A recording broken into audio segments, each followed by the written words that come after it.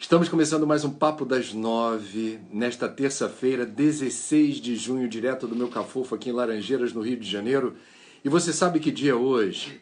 Hoje é um dia muito importante para quem gosta de futebol, quem é do Rio de Janeiro e frequenta o Maracanã. Como eu me enquadro nessas três categorias, eu quero aqui celebrar, na largada da nossa conversa, os 70 anos do Maracanã, gente. 70 anos de muitas histórias. A gente que fala aqui de psicosfera, campo eletromagnético, dá para imaginar o campo eletromagnético do Maracanã, do estádio Mário Filho. Eu vou enumerar muito rapidamente eventos, nem todos eles associados ao futebol, mas que imprimiram emoções fortíssimas em quem estava lá e quem não estava. Começando pelo Maracanaço de 1950, a gente perdeu na estreia do Maracanã para o Uruguai. Didier botou água no chope do título que não veio, sendo o Brasil favorito. O 10º gol de Pelé contra o Vasco. E Pelé marcou a sua passagem pelo Santos com momentos gloriosos no Maracanã. A Copa do Mundo no Brasil sacramentou para os alemães o título mundial e para os argentinos a frustração de perder a chance de ser campeão no Brasil, no Maracanã. Os clubes do Rio todos têm histórias memoráveis. Histórias memoráveis. Quando você pega o Flamengo, que é a torcida mais numerosa, a era Zico, né? O Galinho de Quintino fez do Maracanã o seu templo. Eu estava no Maracanã, um primo meu, Beto, queria que eu me convencesse a ser flamenguista, não conseguiu, mas eu ia com ele nos jogos do Flamengo. Eu fui em 78, gol de Rondinelli, o deus da raça, contra o Vasco, faltando segundos para acabar a partida. Eu fui com o Beto ver 3-2 Flamengo sobre Atlético Mineiro, título brasileiro. Eu estava lá, sufoco apertado, Maracanã recebendo quase 200 mil pessoas. O Vasco, o Roberto Dinamite, quando voltou da Europa, estreou contra o Corinthians. O Vasco ganhou de 5-2 do Corinthians, eu estava lá. Eu não torço para o Vasco, mas eu gosto de futebol. 5 gols de Roberto Dinamite. Inacreditável. O Botafogo, em 89, amargando 21 anos de jejum, contra o Flamengo, ganhou o título carioca com aquele gol do Maurício. Nossa, foi uma explosão. Eu deixei por último o meu Flusão, meu Fluminense. Eu vi a máquina do Rivelino, eu vi o tricampeonato carioca com Assis Washington, Romerito e companhia, o título brasileiro. Eu realmente, inebriado com aquela nuvem de pó de arroz. Torcida do Fluminense, eu sou suspeito para falar. É a mais bonita, a mais charmosa, adoro. E a música, quando você lembra Frank Sinatra no Maracanã, gente, 1980, The Voice engasgou, ele nunca pegou uma plateia daquele tamanho, mais de 100 mil pessoas. I have to be a part of it, New York. E ele na Zona Norte, no Maraca, cantando para aquela multidão. Eu vi show do The Police, vi show do Rush com Daniel no Maracanã, inesquecível. Paul McCartney, quando esteve no Brasil pela primeira vez, cantando Beatles no Maracanã. Uau! Então, domingo eu vou ao Maracanã. Vou torcer pro time de Sovan. Vou levar foguetes e bandeira. Não vou ser de brincadeira, ele vai ser campeão. Porque eu não vou de numerada, vou sentar na arquibancada pra sentir mais emoção. Porque meu time bota pra ferver, e o nome deles são vocês que vão dizer. Celebrei aqui os 70 anos do Maracanã, que merece. Maracanã é inesquecível. Primeira vez que eu fui no Maraca com meu pai, década de 1970, fomos de cadeira, meu pai preocupado, eu era pequenininho. Brasil e Paraguai, Maracanã lotado. Eu levei 25 minutos para começar a prestar atenção no jogo, diante do gigantismo daquele que naquela época era o maior do mundo, o maior estádio do mundo. Nossa Senhora. Isto posto, voltando aqui à nossa temperança, Eu brinco dizendo, eu sou reencarnacionista.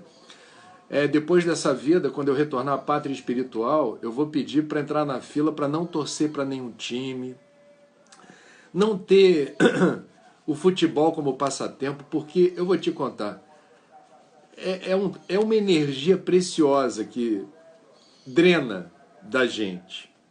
Nossa Senhora, eu quero ser um pouco desligado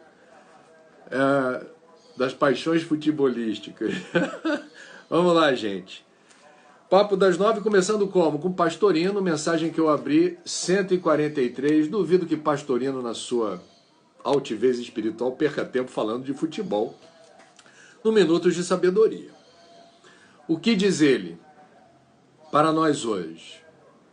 Não desanime, não pare no primeiro degrau de ascensão. Se a dúvida o assaltar, se a tristeza bater à sua porta, se a calúnia o ferir, erga a sua cabeça corajosamente e contemple o céu iluminado e tranquilo. Embora recoberto de nuvens, você sabe que elas passarão e o céu voltará a brilhar. Siga à frente, que todas as nuvens da existência também hão de passar e voltará a brilhar o sol da alegria. Ontem estava um dia chuvoso, frio, nublado no Rio de Janeiro. Eu não tenho preconceito com dias nublados, chuvosos e frios. Hoje já tem um sol descortinando as nuvens aqui, nos alcançando. Eu já disse aqui que a natureza, ela nos ensina a lidar com os infortúnios, com os momentos difíceis, com perseguições, né, que magoam muito a gente, ilações, difamações, injúrias. Então, o tempo muda tudo, corrige tudo, apazigua, amaina, né, arrefece aquilo que hoje é motivo de muita perturbação e muito desconforto. Então a gente tem que saber lidar com tudo na vida que a gente, em princípio, preferia que não acontecesse. Por exemplo, eu estou fazendo a live com vocês, eu estou ouvindo aqui no alto-falante do carro da sucata. Lata velha, geladeira velha, televisão, fogão. Eles são meus aliados. Esse povo faz a logística reversa. Impede que a gente jogue fora o que tem utilidade de serventia. Só preferia que eles estivessem nesse momento nas redondezas, longe da vizinhança. E assim segue a vida, um dia depois do outro. Hoje você está amuado, está desapontado, está constrangido por alguma notícia ruim. Espera amanhã. Amanhã você vai perceber que isso ocorre diferente, bate de um jeito que não é igual ao de hoje. E mesmo os problemas para os quais a gente não tem, num primeiro momento, uma solução, a gente pode continuar não tendo a solução para o problema amanhã ou depois. Mas a forma de encarar esse problema muda. Então, especialmente os mais jovens, que são muito impulsivos, têm dificuldade de ouvir alguém dizer: espera um pouquinho, amanhã é diferente. Então a impulsividade, a gente vai começar a ver isso na jornada Viver é a Melhor Opção no próximo domingo, inspirada no livro que a gente fez, eu, Cláudia. Viver é a Melhor Opção, a prevenção do suicídio no Brasil e no mundo. O suicídio entre jovens, em parte dos casos, está muito associado à impulsividade. Você tem uma frustração, um desapontamento, e a criatura não consegue contar até 10, ela não consegue esperar a poeira baixar. E não tem nenhuma patologia de ordem mental associada, não tem depressão, não tem pânico, não tem nada. É um impulso. Só que é um impulso que vai determinar consequências gravíssimas. Então, controlar a impulsividade é uma boa recomendação para todos nós. Espera, aguarda, conta até 10. Não faça nada que você não tenha absoluta segurança e serenidade de que é o gesto, é o movimento que lhe convém. Porque a impulsividade não é boa aliada, ela não nos ajuda. E isso pode ser trágico, pode ser fatal. Ok? Recomendação de livro para hoje. Quem acompanhou a live com Caetano Veloso deve ter visto que eu mencionei a grande amizade de Caetano por Tom, uma reverência ao maestro soberano, tão grande, tão profunda, que o filho caçula de Caetano com Paula Lavigne nasceu no mesmo dia de aniversário de Tom Jobim. E Caetano e Paula não hesitaram em batizar, quer dizer, dar o nome de Tom. Já é um rapaz, teve filho há pouco tempo. Caetano é avô pela terceira vez, com o filho de Tom, o Tom, filho de Caetano. Muito bem. E eu mencionei um livro na live que eu li, que é a biografia de Tom Jobim, escrita pela irmã de Tom Jobim, a Ana Jobim. Antônio Carlos Jobim, Um Homem Iluminado, é um livro que eu recomendo, entre outras razões, porque o prefácio é delicioso. Ana Jobim pediu a Chico Buarque, segundo Caetano, o segundo mais importante parceiro musical de Tom Jobim, depois de Vinícius de Moraes. Caetano até explicou na live que Tom Jobim o chamou para ser parceiro, mas Tom Jobim gostava de compor junto, presencialmente. E Caetano disse que se sentia intimidado pela genialidade do Tom. Então não rolou a parceria. Mas Chico deu para Ana Jobim, em vez de um texto do prefácio, uma fita cassete que Chico Buarque guardou de uma madrugada em que ele, Chico, e Tom Jobim estavam compondo. Só que os dois estavam devidamente calibrados, foi uma madrugada etílica. E o que tem na fita, gente, que no encarte do livro vem um CD, é algo inacreditável, assim, como eles se divertiam juntos e como eles, ligeiramente embriagados, eles conseguiam passar uma madrugada numa farra musical inacreditável.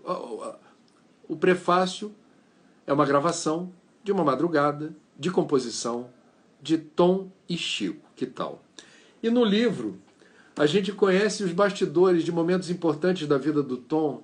São tantos assim, mas a relação realmente sincera e visceral dele com a natureza, a paixão dele pelos pássaros. Ele reconhecia qualquer canto de pássaro e identificava a espécie e reproduzia, tentava reproduzir o canto, assoviando. Tem uma passagem curiosa também dele, já com a idade avançando e com o fígado ruim, as funções hepáticas comprometidas. E o médico tentando cuidar dele, muito preocupado, porque o fígado estava uma geleia. E Ana Jobim disse que, sem que o médico soubesse, Tom Jobim aceitou os cuidados de um pajé. E esse pajé recomendou uma garrafada repleta de ervas medicinais e com a reza do pajé.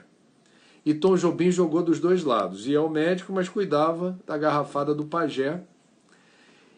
E o médico, dali a algumas semanas, se surpreendeu com o resultado dos exames, dizendo: o que você está fazendo de diferente? Porque eu percebi uma melhora abrupta, eu não esperava que isso acontecesse tão rapidamente. Tom Jobim não quis melindrar o médico e disse: não sei, eu tô fazendo o que o senhor pediu para eu fazer. E a Ana deixa claro que Tom sempre ficou com aquela percepção de que a garrafada tinha o seu valor medicinal. Então, é deliciosa a história, ajuda a desanuviar a mente em momento de tanta controvérsia no mundo político, preocupação com a economia, os rumos da pandemia. A gente distrair a cuca lendo um livro sobre aquele que seguramente... Eu perguntei isso para o Caetano na live. Caetano, quem foi melhor, Antônio Carlos Jobim ou Villa-Lobos, que seriam de fato os dois grandes da música brasileira? E Caetano não caiu na armadilha que eu preparei para ele, dizendo: eu não misturo os canais. Tom Jobim na música brasileira popular é o número 1. Villa-Lobos está numa outra forma de avaliarmos sua genialidade, né? Não era música popular, mas foram dois grandes músicos brasileiros. Grandes. O Brasil... E também estou me lembrando da live com o Caetano, que ele disse que um amigo americano ficou impressionado com a fluência de Tom Jobim no inglês e chegou a compará-lo com um judeu do Brooklyn, pelo sotaque. E vocês sabem que Tom Jobim teve um momento muito importante na carreira, convidado por Frank Sinatra para gravar um disco inspirado nas composições de Tom Jobim. Isso quando o Frank Sinatra já era The Voice, no auge. Pede para Tom Jobim ir para os Estados Unidos para eles fazerem a gravação juntos. Muita gente não conhece a história do Tom. O Tom colocou o Brasil num patamar de reconhecimento da nossa música importantíssimo. E a gente nunca decresceu.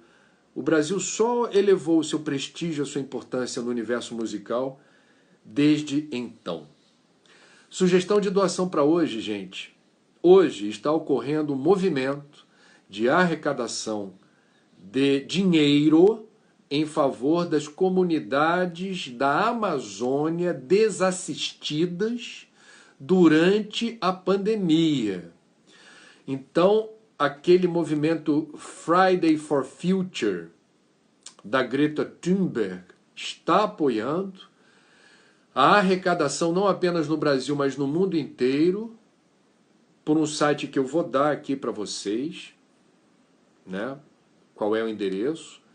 E essa arrecadação terá como destino duas entidades brasileiras claramente identificadas há muitos anos com essa assistência às populações ribeirinhas, a quem está em situação de fragilidade na Amazônia, porque faltam recursos, a logística é complicada, é gente que está abrigada distante dos grandes centros, né? Então, eu vou dar o nome das duas entidades que serão, inclusive haverá auditoria para ver a aplicação correta dos recursos. Então, é a Fundação Amazonas Sustentável, que por acaso eu conheço, já fiz reportagem na Amazônia, na área de domínio das parcerias da Fundação Amazonas Sustentável, e a Organização da Aliança. São duas organizações, portanto, que receberão os recursos. Hoje é um ótimo dia, não importa o valor. Se você está preocupado com a situação das populações ribeirinhas, dos caboclos, algumas comunidades indígenas, você pode ajudar também por esse canal, se achar que deve. Eu estou sugerindo, estou me expondo publicamente. Sempre que a gente sugere, vocês acham que eu não tenho aqui um cuidado prévio de recomendar, me certificando da credibilidade desse movimento? Eu faço uma pesquisa antes. Eu não vou dar minha cara a tapa aqui para recomendar aquilo que depois pode ser usado contra mim, porque fica gravado, gente. Isso aí fica em rede social. Então é muito importante. É um movimento de solidariedade na direção de quem mais precisa, tá? Bom, antes de passar para as perguntas de vocês, já vi que tem gente aí do Japão participando também, legal. Lá pelo canal do YouTube, já deu o recado. Bom, vamos lá. Ontem houve uma entrevista ao vivo no programa Roda Viva da TV Cultura do ministro do Supremo Tribunal Federal, Luiz Roberto Barroso. Eu recomendo a vocês que entrem no site, na verdade é o canal no YouTube do Roda Viva. Assistam a entrevista. A lucidez do professor Barroso é impressionante. E ele explica por que não há a menor razão da gente perder tempo e energia ressignificando o artigo 142 da Constituição. As Forças Armadas não estão vinculadas à presidência da República a ponto de, por uma ordem do presidente, se atropelar os outros poderes. Isso é falácia. Isso não tem sustentação jurídica. Ele, com muita elegância, respeitando o único jurista com algum prestígio que validou a tese de que esse artigo legitimaria o uso das Forças Armadas pelo presidente da República para se opor a algum outro poder. Ele falou da desidratação absoluta de sentido na interpretação correta da Constituição.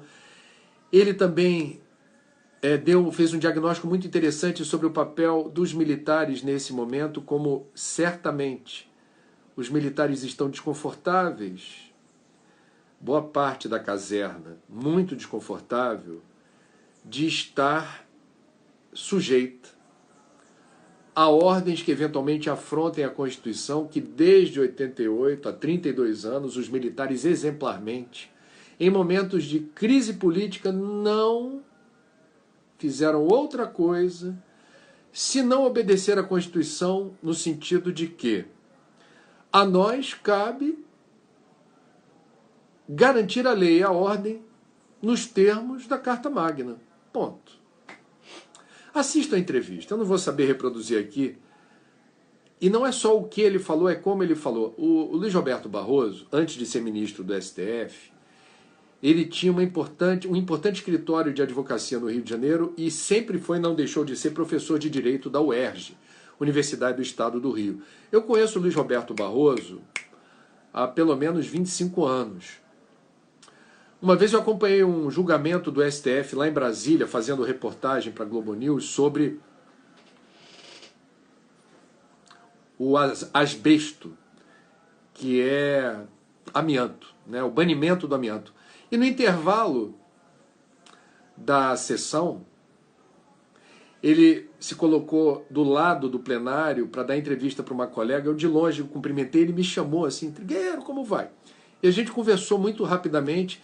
E ele tem uma visão interessante da proteção ambiental. Foi o assunto que ele quis puxar comigo. Ele é muito preocupado com a Amazônia. Enfim, sugiro que vocês vejam. Você vê o programa todo se não quiser, mas logo no início, primeira meia hora, 40 minutos, ele dá uma aula do ponto de vista de alguém que conhece muito a Constituição, sobre essa crise. Recomendo. Bom, outro assunto, antes de passar para as perguntas que eu gostaria de abordar aqui, é a marcha da insensatez do Ministério da Saúde do Brasil. Ontem, a Food and Drugs Agency, FDA, que é o equivalente à Anvisa nos Estados Unidos, revogou a autorização para o uso da cloroquina e a hidroxicloroquina em pacientes com coronavírus nos Estados Unidos. Revogou por entender que, mesmo sob inúmeros cuidados, não era recomendável o uso dessas substâncias para quem tem Covid-19 ou queira se prevenir da Covid-19 nos Estados Unidos. Foi um drible que a FDA deu na pressão do presidente Donald Trump.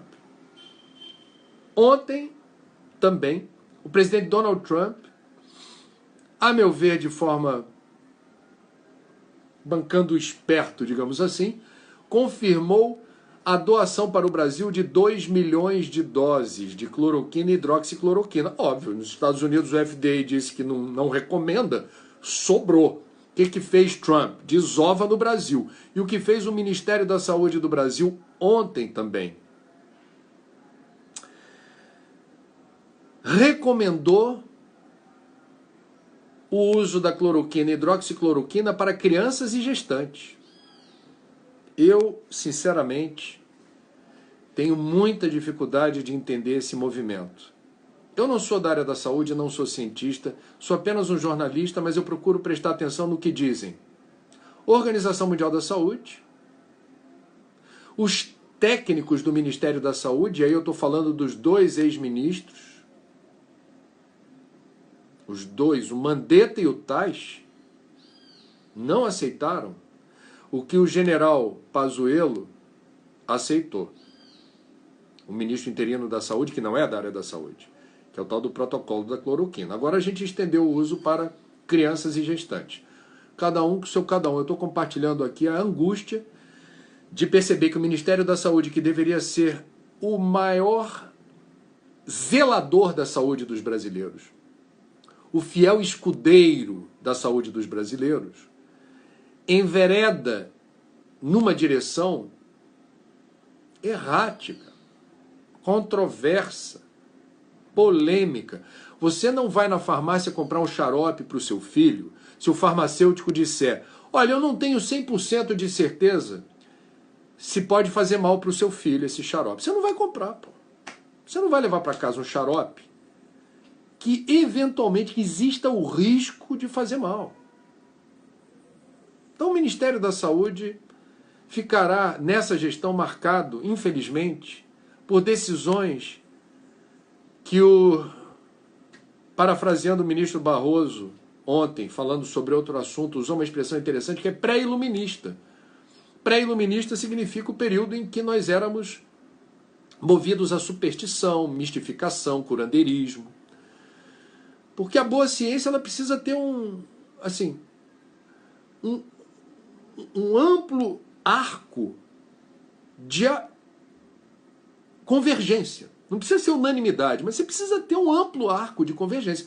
O Brasil descredenciou o FDA e disse que na Índia está dando certo. Gente, não é o suficiente. Desculpa. Ah, não. Não. Vamos em frente. Bom, isto posto, vamos para as perguntas. Que o Tagarela aqui já falou demais. Vamos lá, abrindo aqui. Vamos ver Vamos lá. Cristiana Soares não diz de onde é. André, como explicar para uma amiga que, além de não acreditar no coronavírus, acha que a vida tem que seguir normal, pois só morre ou desencarna quando chega a hora? Olha, na verdade, no Espiritismo a gente fala do suicídio indireto. O que é o suicídio indireto? É quem despreza os riscos, quem despreza a possibilidade de sucumbir diante de uma ameaça. Então essa história de dizer eu vou para a rua sem máscara, eu não acredito no coronavírus e se eu morrer chegou a hora, revela, a meu ver, você não vai falar isso para sua amiga, seria deselegante, mas eu posso falar para você, uma ignorância, ou se preferir, uma interpretação absolutamente equivocada do que a gente quer dizer quando chega o momento do óbito, né? Do desencarne. Porque sim, existe a possibilidade de você precipitar o retorno à pátria espiritual por invigilância e desprezo aos riscos. E isso no Espiritismo é chamado de suicídio indireto. Porque Deus delega, Deus terceiriza. Deus protege, mas Deus protege desde que a gente faça a nossa parte. Essa história de uma pessoa crente, né, em Deus, dizer assim, não, como diz a música dos Titãs, que é bonita a música, assim, o acaso vai me proteger. Pois é, o acaso vai te proteger se você fizer por onde? Não tem aquele ditado bonito que diz assim, ajuda-te e o céu te ajudará. Ajuda-te e o céu te ajudará. A gente ficar confiando na providência divina para tudo, achando que Deus que me proteja, eu não vou fazer nada aqui não, eu não vou fazer por onde me proteger não, porque no final da história Deus me protege, Deus me guia, Deus me ilumina. Mas Deus pode querer, eventualmente, fazer você entender o quanto você precisa ser responsável pela sua saúde, pela sua resiliência, pela sua longevidade. Nós somos responsáveis pela nossa saúde, sim. Se você ficar sem comer, Deus não tem o que fazer, você vai morrer de inanição. Se você for para a rua sem máscara, sem lavar a mão, em aglomeração de pessoas, Deus não tem nada a ver com isso, é o livre-arbítrio. Você se expôs a ser hospedeiro do coronavírus e você se exporá ao risco de ter efeitos colaterais fatais ou com sequelas, paralisando o rim, sequelas neurológicas, derrames, AVCs. Esse vírus ele é Ele é muito sofisticado, ele não fica só no aparelho respiratório, não. Então, eu não acho que uma pessoa obstinada na superstição, a gente devesse perder muito tempo e energia tentando convencê-la do contrário. Quando a pessoa está muito apaixonada por uma ideia, quando ela está inserida num monodeísmo, como se diz, você está com uma ideia fixa e aquilo passa a ser a regência do teu caminho. Se essa pessoa é maior de idade, se é menor de idade e está sob sua tutela ou custódia, teu filho, ou você é o responsável direto, você manda, acabou. Você não vai discutir. Porque essa autoridade precisa ser exercida para o bem. E o bem da pessoa é ela ter saúde e não ser vulnerável à doença nem contaminar terceiros. Agora, se a pessoa é maior de idade e está obstinada, seguindo um caminho que você claramente discorda, deixa ela seguir em frente. Vai fazer o quê?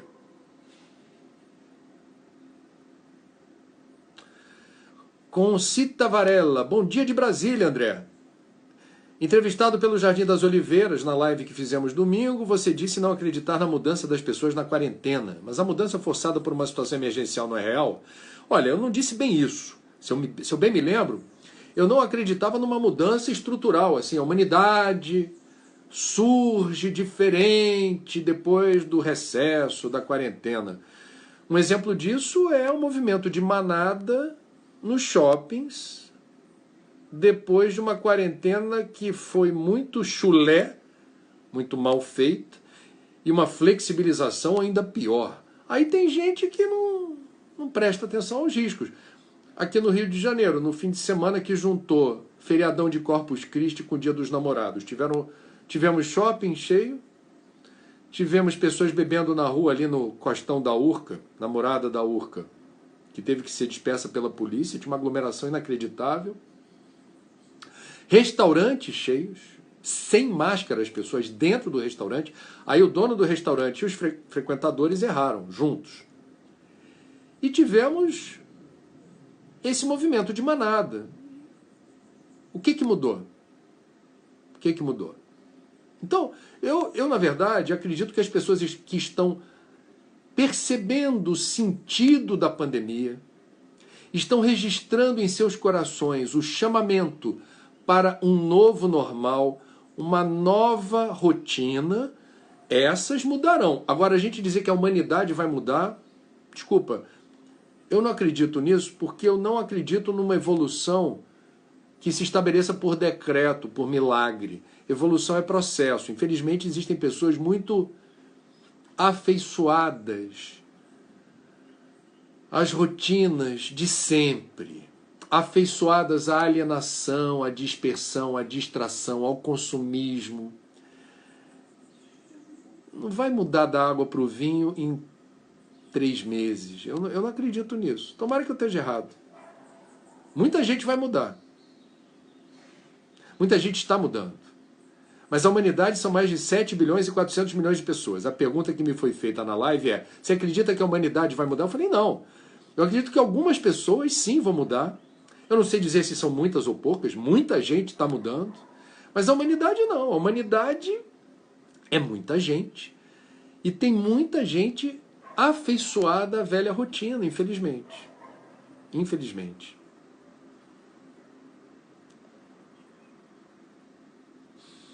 Solângela, São Paulo. Bom dia, André. Eu vendo cosméticos de empresas que dizem explorar as sementes da Amazônia com sustentabilidade. Como ter certeza? São vários caminhos. No século XXI você tem como elevar o coeficiente de certeza em relação a essa informação sem fazer muita força, pela internet. Primeiro, você vai procurar saber se essa empresa ela é certificada por terceiros. Não é ela dizendo que faz a diferença na área ambiental. Há alguma certificação internacional, algum selo internacional que reconheça esse processo de uso sustentável das sementes? Depois, faça uma pesquisa de notícias.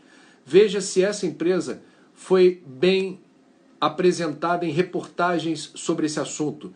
Se ela aparece em alguma reportagem de forma depreciativa.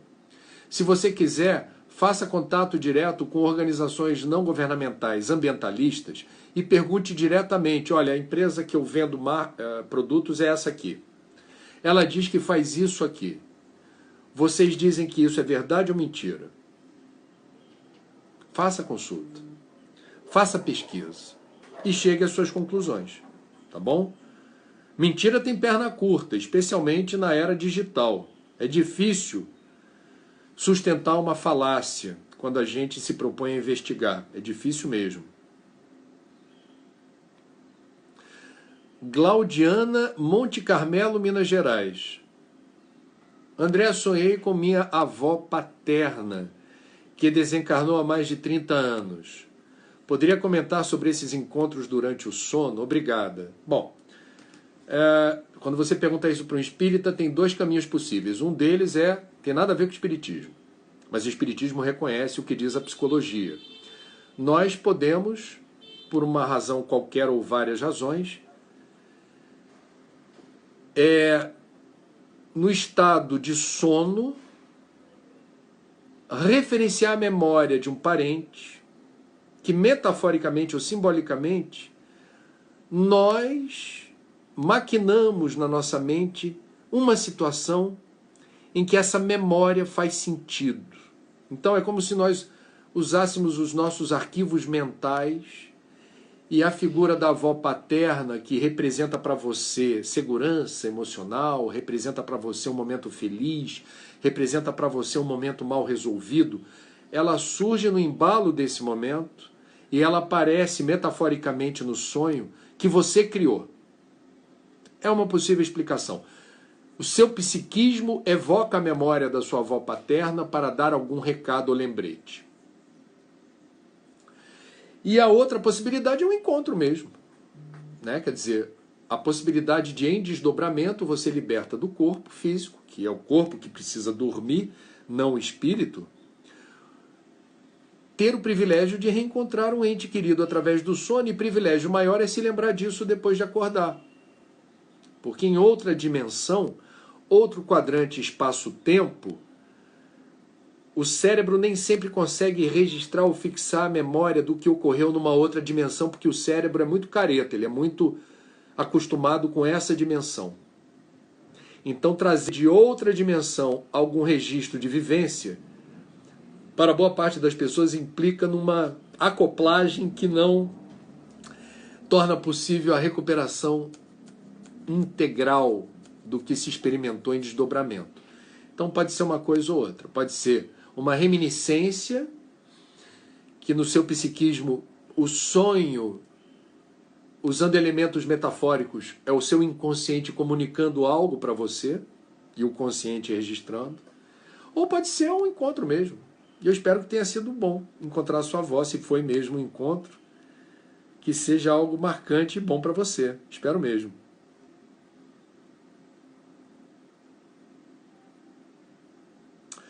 Lúcia Bragança, Jardim Botânico. André, como você vê o preto velho na visão espírita? Bom, eu me lembro de um livro psicografado por Divaldo Franco, por Manuel Filomeno de Miranda, que ditou essa obra, e que fala de Bezerra de Menezes, que é uma figura muito popular no movimento espírita, médico e político.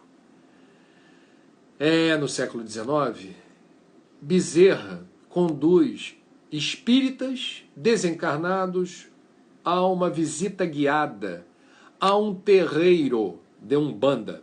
E os espíritas ficam assim, mas o que a gente veio fazer aqui? E Bezerra, vamos acompanhar. E depois de algum tempo Bezerra diz, o que vocês estão vendo acontecer nesse terreiro é a expressão magnífica do entendimento do Evangelho de Jesus por nossos irmãos que não têm o nível de compreensão da realidade espiritual que nós julgamos ter. Mas eles fazem o mais importante, que é a caridade, de coração. Então, o espiritismo bem compreendido, ele reconhece a existência dessas egrégoras, dessas falanges, e principalmente a importância delas na promoção do amor, da fraternidade, da solidariedade e do Evangelho de Jesus. Ok?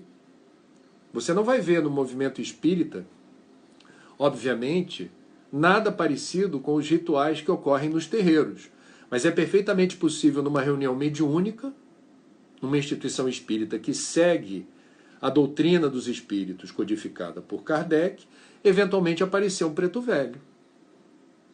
E se esse preto velho aparecer, é muito importante que os espíritas não tenham qualquer preconceito com o linguajar simples, adotado por aquela entidade, que escolheu vir naquela roupagem por razões daquele espírito. Ele poderia ter vindo de outra forma.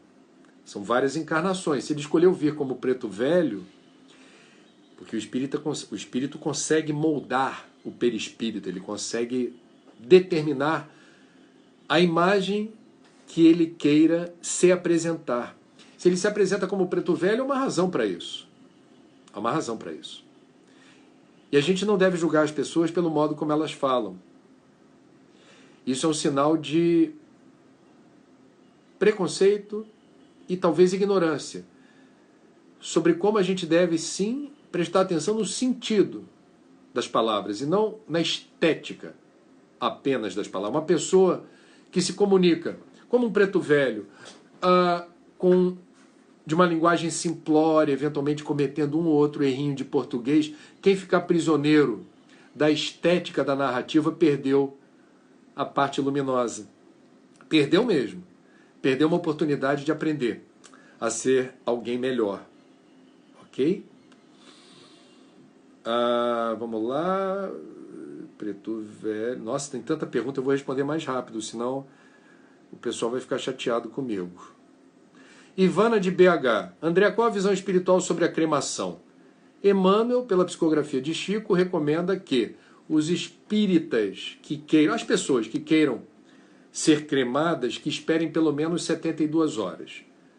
Deixa lá na geladeira o corpo, para que dê tempo suficiente para um desprendimento total. Muita gente tem alguma dificuldade de se desprender rápido do corpo físico. Se a cremação acontecer com você apegado ao corpo físico, óbvio, o espírito não é combustível. A combustão é do corpo físico, que pode pegar fogo. O espírito não, mas se o espírito está ligado, haverá um desconforto. Para evitar esse desconforto, recomenda-se 72 horas até a cremação.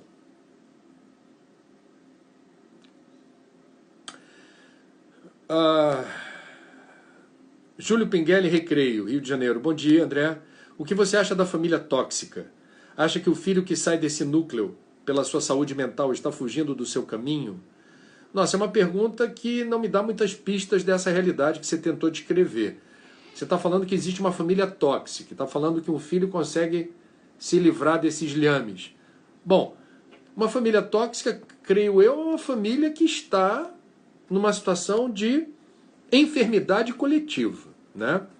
E que seria bom ser assistida de alguma forma por pessoas amigas que pudessem diluir o que você está chamando de toxicidade nas relações. Isso é muito complexo, né? Muito complicado. Da forma como você descreveu a situação, sim, se o sinal, se a possibilidade de você ter saúde mental, tranquilidade, serenidade para tocar a sua vida seja um afastamento da família, se a tua percepção é essa, me parece que é uma decisão lógica. Agora, nenhum de nós estará completamente desvencilhado da família. Então, mesmo não vivendo junto, seria importante à distância tentar ajudar, interceder em favor das pessoas que você está chamando de tóxicas, né? Mas eu não consigo fazer nenhum outro comentário com base no que você falou, porque foi muito sintética a questão. Rebeca Angeli, São José dos Campos, São Paulo. André, qual a sua opinião sobre que grande parte de nós precisamos ver alguém em situação ruim para darmos valor ao que temos? Nunca gostei dessa reflexão. Olha, eu também não gosto, mas ela é fato. É fato. Quando você, por exemplo, tem um filho que desperdiça comida, né? Joga fora comida. E você usa como recurso didático, pedagógico, dizendo, filho, isso que você está jogando fora, a maior parte da humanidade daria outro destino. Teria uma imensa inveja de você ter na sua frente isso que você está jogando fora. Então, da próxima vez, quando você pegar comida na panela, pegue menos e, se tiver fome, pegue mais um pouquinho. Agora, pegar muito para jogar fora muito não é legal. Se você usa como recurso o fato da fome ser algo real, mensurável, e a fome como recurso para inibir a tendência ao desperdício de alimentos por parte de uma criança inocente, eu não vejo problema. Eu devo dizer que eu usei esse recurso com as minhas filhas. E eu usei para o bem, né? E isso foi lembrado a mim quando eu era pequeno. Porque a criança nem sempre tem a noção do que é desperdiçar alimento. Nós desperdiçamos muitos alimentos. E isto é imoral. E isto, quando a gente evoca a fome como contraponto, não me parece um problema. Eu penso assim. Da mesma forma, quando a gente tenta convencer uma pessoa que está, eu diria, muito insatisfeita com tudo, nada lhe apetece, a vida é uma droga, não gosto de nada. Aí você dá um choque de realidade e fala: filho, filha, quantas pessoas no mundo gostariam de ter o que você tem? Família, amigos, teto, comida, roupa, saúde, escola, assistência médica. Então vamos relativizar aqui. O que você está chamando de problema, para muita gente não seria. O que realmente está lhe causando desconforto? Porque tudo isso que está à sua volta não é contra você, em seu favor. Vamos trabalhar aqui junto, vamos conversar, vamos nos entender. O que está faltando efetivamente, né? Então, eu entendo, Rebeca, que você se sinta desconfortável com esses paralelismos, mas bem utilizados, na hora certa e do jeito certo, eu acho que eles são pertinentes, para ser sincero, tá? Não sou o dono da verdade, tá? É apenas uma opinião.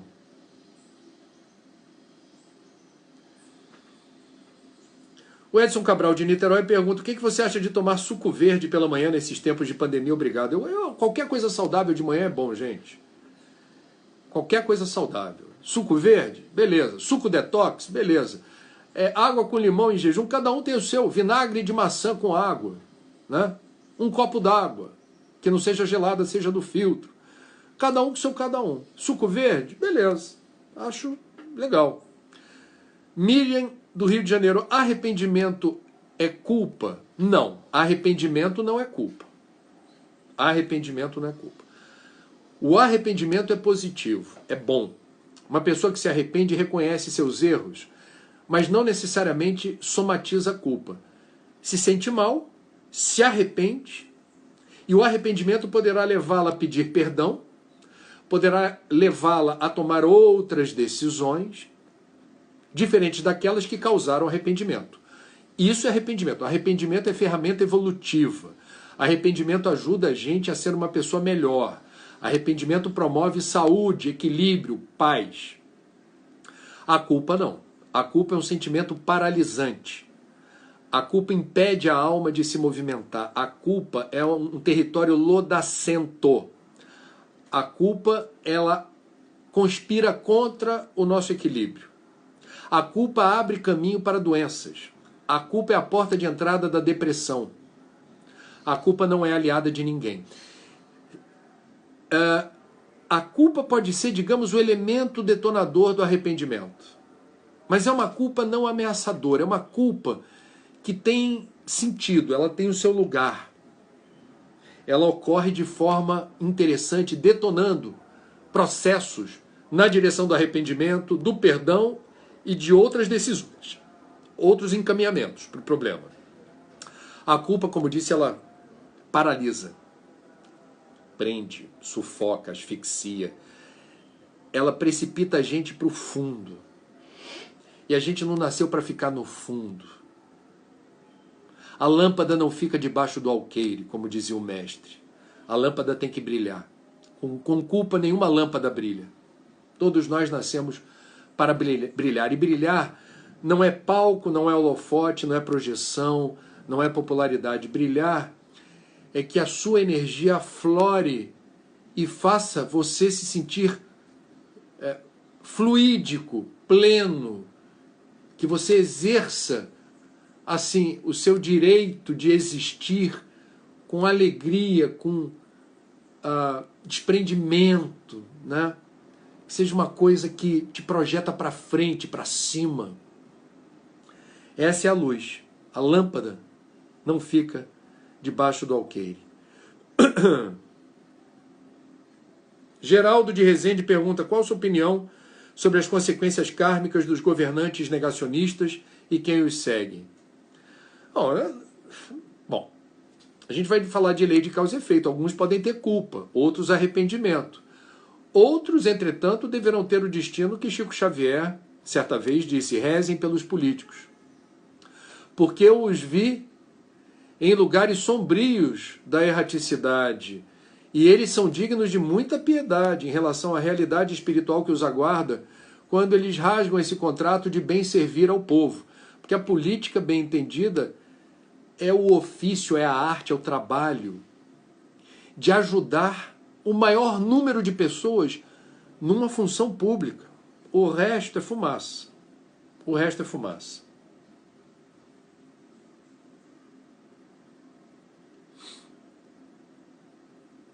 Silvia Brito: André, bom dia. Minha mãe, idosa e saudável, está muito assustada e não sai desde março nem para tomar um sol no condomínio. Estou ficando preocupado. O que devo fazer? Ela é de São Paulo.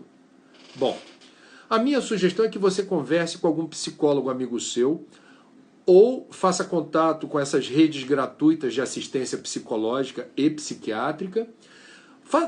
Converse isso que você relatou para mim com algum psicólogo ou psiquiatra que possa lhe orientar, vai fazer várias perguntas sobre sua mãe, vai revelar vários aspectos além desse que você reportou para mim, e com conhecimento de causa você vai ter uma orientação profissional. Porque não necessariamente isso deveria ser entendido como um desequilíbrio. Mas se te preocupa, eu sugiro que você procure ajuda profissional. Acho que é importante isso para você ter segurança do movimento com a sua mãe daqui para frente. Ok? Procure ajuda. Veja, este que vos fala, com quase 54 anos de idade, já teve 3 vezes, em 3 momentos diferentes da vida, eu procurei ajuda psicológica. Não necessariamente em momentos de crise, porque a psicologia, já disse aqui, é uma ferramenta de autoconhecimento, ajuda a gente a se perceber melhor em aspectos que a gente julga tá bem e não tá, né? E explica movimentos nossos que nós mesmos não sabemos explicar. Então a psicologia pode ser extremamente útil, pode ser de grande valia para orientar você e sua mãe, não apenas a sua mãe, mas você também na relação com ela, sobre como proceder nesse momento, em função da situação descrita por você. Tá bom?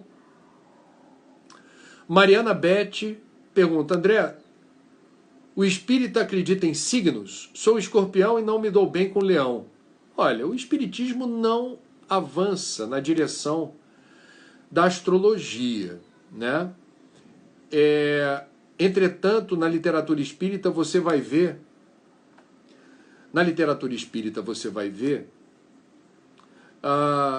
por exemplo, relatos de André Luiz falando da influência dos astros e dos corpos celestes sobre nós.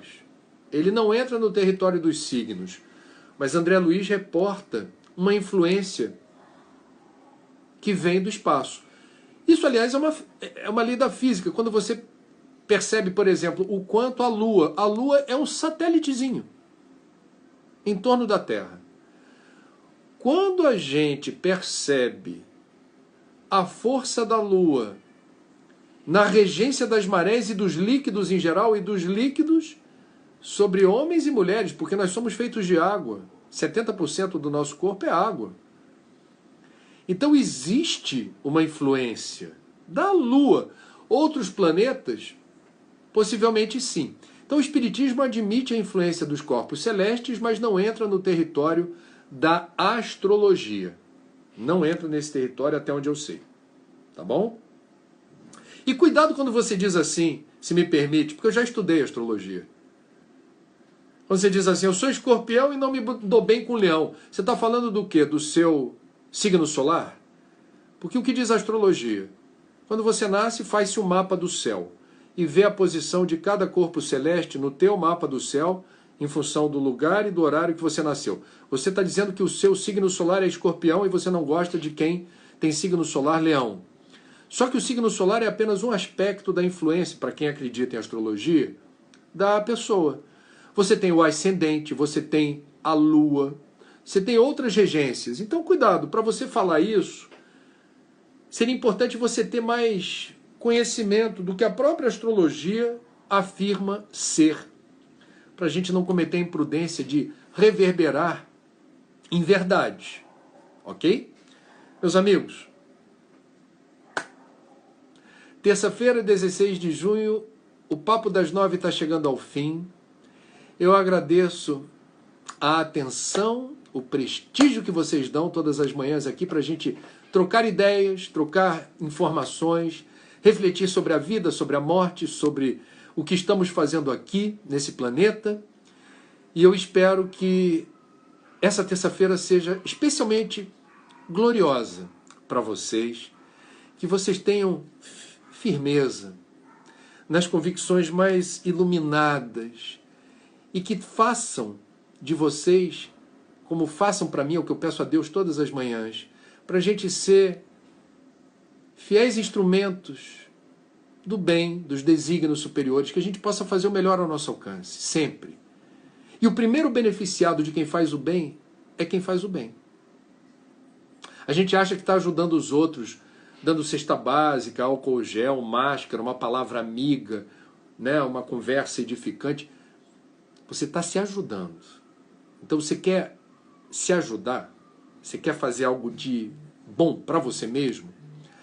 Ajude a quem precisa. E depois me conta como foi. Tenho certeza que vai ser algo fabuloso, espetacular. Vai fazer toda a diferença. Fiquem com Deus. Até amanhã às 9, se Deus quiser. Tudo de bom.